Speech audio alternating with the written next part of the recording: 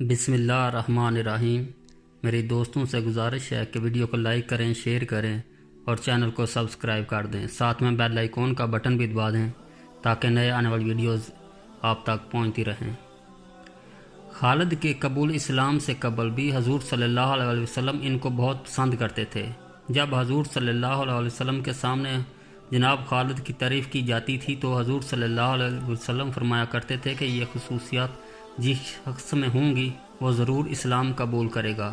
جس طرح آپ صلی اللہ علیہ وسلم نے سیدنا عمر بن خطاب کے بارے میں قبول اسلام کی دعا فرمائی تھی، اسی طرح حضرت خالد بن ولید کے بارے میں بھی حضور صلی اللہ علیہ وسلم کی خواہش تھی کہ وہ اسلام قبول کر لیں، کیونکہ ان صلاحیتوں کے حامل مجاہد، جنگجو اور جان باز کے اسلام کو اشد ضرورت تھی۔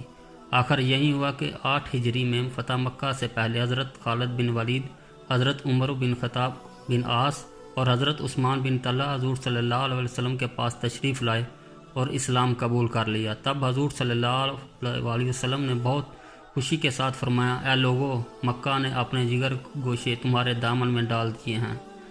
قبول اسلام کے بعد سیدنا خالد بن پر حضور صلی اللہ علیہ وسلم نے خاص نگاہ فرمائی تھی اور آپ کو سیف اللہ کا خطاب عطا فرمایا۔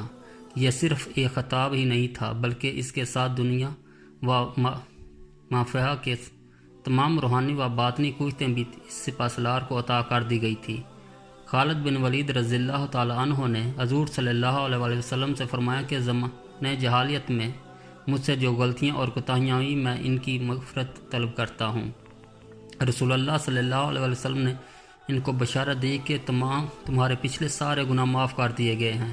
اس کے بعد خالد رضی اللہ تعالیٰ عنہ کے عہد کہ اب ان کی تلوار حضور صلی اللہ علیہ وسلم کی ہم رکابی میں ہی بے نیام رہے گی اور وہ دین کی سربلندی کے لیے ہی جہاد کریں گے، اور اس میں کوئی شبہ نہیں کہ پھر انہوں نے سیف اللہ ہونے کا حق ادا کیا، جو مار کے حضرت خالد بن ولید نے حضور صلی اللہ علیہ وسلم کے حکم اور اجازت سے لڑے۔ ان میں ایک جنگ موتا بھی تھی۔ جنگ موتا کے بارے میں ایک اہم بات یہ تھی کہ جب حضرت زید بن حارثہ نے اس لشکر کی قیادت کی تو حضور صلی اللہ علیہ وسلم نے پہلے ہی بشارت دے دی تھی کہ اگر زید شہید ہو جائے تو جعفر رضی اللہ تعالیٰ عنہ علم سنبھال لیں گے، اور اگر جعفر بھی شہید ہو جائیں تو پھر عبداللہ بن رواحہ ان کی جگہ پرچم اٹھا لیں گے، اگر وہ بھی شہید ہو جائیں تو پھر مسلمانوں جس کو چاہیں اپنا امیر منتخب کر لیں، اور پھر میدان جنگ میں اسی طرح ہوا۔ حضرت زید رضی اللہ تعالیٰ عنہ اور حضرت جعفر کی شہادت کے بعد بالآخر سیدنا خالد نے مسلمانوں فوج کی قیادت سنبھال لی، اور اس ایک انتہائی مشکل صورتحال میں ہونے کے باوجود فوج کو بحفاظت دشمن کے نرغے سے نکال لائے۔ جنگ موتا میں پہلے ہی مرتبہ سیدنا خالد بن ولید رضی اللہ تعالیٰ عنہ اسلامی لشکر کے سپہ سالار کے طور پر ابھرے۔ فتح مکہ کے موقع پر جب حضور صلی اللہ علیہ وسلم لشکر لے کر مکہ کی جانب روانہ ہوئے تو تمام صحابہ آپ کے ہمراہ تھے۔ سیدنا خالد بن ولید رضی اللہ تعالیٰ عنہ کو بھی ایک کا دستہ دیا گیا تھا۔ جب مسلمان فوجیں اطراف سے مکہ میں داخل ہوئیں تو 8 اطراف تو مکہ کفار نے کوئی مزاحمت نہ کی، مگر سیدنا خالد بن ولید کے دستے کی کفار سے شدید جرب ہوئی۔ اس مزاحمت میں کئی کفار مارے گئے۔ اس کے بعد آپ رضی اللہ تعالیٰ عنہ فاتحانہ شان سے زرے پہنے، سر پر فولادی خود رکھے، تلوار تھامے حضور صلی اللہ علیہ وسلم کے سامنے سے گزرے تو حضور صلی اللہ علیہ وسلم نے صحابہ سے پوچھا کہ یہ کون ہے؟ صحابہ نے تعارف کروایا کہ یہ خالد بن ولید ہے۔ خالد بن ولید کی صلاحیتوں جان بازی اور دلیری، خود اعتمادی اور آزاد طبیعت کو حضور صلی اللہ علیہ وسلم نے بہت پسند فرماتے تھے۔ ان غلطیوں پر کہ جن پر کسی اور صحابی کی سخت سرزنش کی جاتی، سیدنا خالد سے درگزر کر لیا جاتا۔ فتح مکہ کے موقع پر حضور صلی اللہ علیہ وسلم نے منع فرمایا تھا کہ کوئی جرب نہ ہو۔ اس کے باوجود بھی سیدنا خالد ولید رضی اللہ تعالیٰ عنہ نے کفار سے جرب کی تو آپ صلی اللہ علیہ وسلم سے اس بارے میں سوال کیا کہ آپ نے فرمایا کہ یا رسول اللہ صلی اللہ علیہ وسلم، انہوں نے ہم پر حملہ کر کے ہمیں لڑنے پر مجبور کیا۔ اس پر حضور صلی اللہ علیہ وسلم نے بات کو بہت پیار سے ٹال دیا کہ جو ہوا سو ہوا، اور سیدنا خالد کی کوئی بھی مزید سرزنش نہ کی گئی۔ اس طرح ایک موقع ایسا بھی آیا کہ جب سیدنا خالد رضی اللہ تعالیٰ عنہ کی تلوار سے کچھ ایسے لوگ قتل ہو گئے کہ جن کے بارے میں شک تھا کہ وہ کافر ہیں یا مسلمان۔ جب اس کی اطلاع حضور صلی اللہ علیہ وسلم تک پہنچی تو آپ صلی اللہ علیہ وسلم کو بہت دکھ ہوا، لیکن پھر بھی سیدنا خالد بن ولید کو کچھ نہیں کہا گیا، اور جو لوگ قتل ہوئے تھے ان کے ورثاء کو اس کی دیت یعنی خون بھاگ بھجوا دیا گیا۔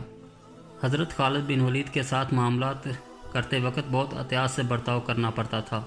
ظاہر ہے کہ جو شخص اتنا آزاد، دلیر، شجاع ہو اور اپنی ایک منفرد رائے رکھتا ہو، پھر اس کو یہ اعتماد بھی ہو کہ اللہ اور اس کے رسول صلی اللہ علیہ وسلم اس سے محبت کرتے ہیں، تو پھر وہ کسی اور کو قابو میں آنے والا نہیں۔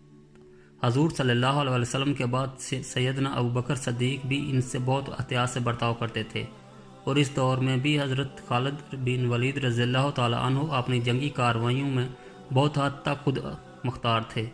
سیدنا عمر چونکہ ان کے دوست، رشتہ دار اور ہم عمر بھی تھے، لہذا ان کے ساتھ عمر کا بحث مباحثہ ہو جایا کرتا تھا، مگر اس کے باوجود آپس میں ادب، پیار اور محبت بے انتہا تھی۔ فتح مکہ کے بعد حضور صلی اللہ علیہ وسلم کے ہر غزوہ میں سیدنا خالد بن ولید رضی اللہ تعالیٰ عنہ آپ صلی اللہ علیہ وسلم کے ہم رکاب رہے۔ غزوہ حنین کے جس کا ذکر قرآن میں بھی آیا ہے کے موقع پر کہ جب مسلمان ایک کثیر تعداد کے ساتھ آگے بڑھ تو ایک پہاڑی درے میں دشمن نے پہاڑوں کے پیچھے سے مسلمانوں پر تیروں کی بارش کر دی اور مسلمانوں کو شدید نقصان اٹھانا پڑا۔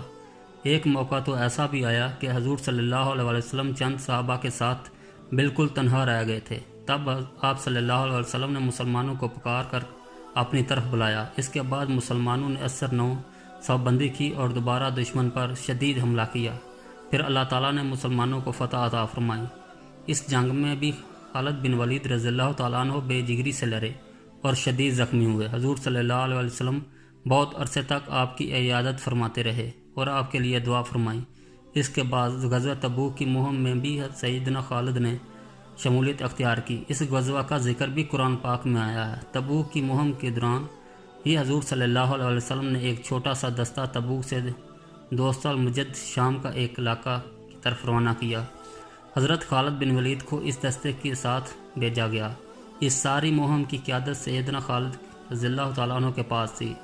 حضور صلی اللہ علیہ وسلم کے پردہ فرمانے کے بعد خلافت راشدہ کے دور میں صحیح معنوں میں سیدنا خالد رضی اللہ تعالیٰ عنہ کو اپنی تلوار کے جوہر دکھانے کا موقع ملا، اور آپ رضی اللہ تعالیٰ عنہ نے بہت خونریز جنگیں لڑیں۔ سیدنا ابوبکر صدیق نے فتنہ ارتداد کو دبانے کے لیے آپ کو منتخب کیا۔ حضور صلی اللہ علیہ وسلم کے وصال کے بعد بہت سے قبائل ایسے تھے جو مرتد ہو گئے تھے، بہت سے قبائل ایسے تھے جنہوں نے زکوٰۃ دینے سے انکار کر دیا تھا۔ ان تمام کی سرکوبی کے لیے جس سپاسالار کا انتخاب کیا گیا وہ سیدنا خالد رضی اللہ تعالیٰ عنہ ہی تھے۔ مسلمہ کذاب نامی ایک شخص نے نبوت کا جھوٹا دعویٰ کر دیا۔ سیدنا ابوبکر صدیق نے اس فتنے کو ختم کرنے کے لیے بھی سیدنا خالد رضی اللہ تعالیٰ عنہ کو ہی منتخب کیا۔ موجودہ ریاض کے شہر کے نزدیک یمامہ کے مقام پر ایک خونریز جنگ کے بعد سیدنا خالد بن ولید رضی اللہ تعالیٰ عنہ نے مسلمہ کذاب کو جہنم رسید کیا۔ یہ جنگ اتنی شدید تھی کہ 700 سے زائد صحابہ کرام اس جنگ شہید ہوئے۔ اتنی بڑی تعداد میں قرآن کے اس جنگ میں شہید ہوئے کہ اس کے بعد ہی قرآن کو تحریری شکل میں جمع کرنے کا حکم خلیفہ کی طرف سے جاری کیا گیا تھا۔ سیدنا خالد نے انتہائی دلیری اور شجاعت کے ساتھ ان مہمات کو سر کیا۔ حضور صلی اللہ علیہ وسلم نے سیدنا خالد رضی اللہ تعالیٰ عنہ پر جوں کہ نگاہ فرمائی تھی۔ اس کے بعد جو کامیابیاں ان کو میدان جنگ میں حاصل ہوئی، اس سے سیدنا خالد رضی اللہ تعالیٰ عنہ کو اتنا اعتماد ہو گیا تھا، اب دنیا کی کوئی طاقت ان کے آگے ٹھہر نہ سکتی تھی۔ ان کے یقین کا اندازہ اس بات سے کیجیے کہ جب انہوں نے ایران کے بادشاہ کو خط لکھا اور بہت اعتماد سے اس کو کہا کہ اسلام قبول کر لو یا سرنگو ہو کر جزیہ دو، ورنہ تمہیں پتہ نہیں کہ کیا چیز تمہارے پاس آنے والی ہے اور کیا چیز تم سے ٹکرائے گی۔ جو لوگ میں تمہاری طرف لے کر آ رہا ہوں وہ موت کو اتنا ہی عزیز رکھتے ہیں کہ جتنا تم اپنی زندگی کو۔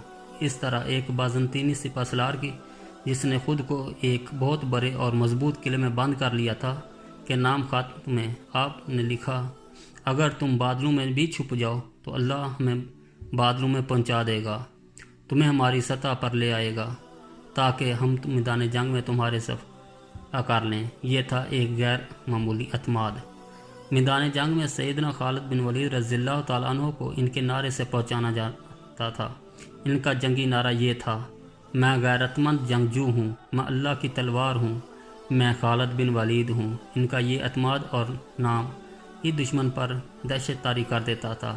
ایک دفعہ ان کے پاس ایک رومی جاسوس قاصد کی شکل میں آیا اور ایک جھوٹا منصوبہ پیش کر کے آپ کو پھنسانے کی کوشش کی۔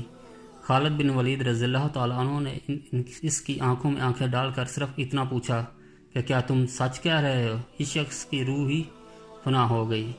جب مرتد کی سرکوبی ہو گئی تو اس کے بعد حضرت ابوبکر صدیق کی نگاہ ایران اور عراق کی طرف بھی گئی۔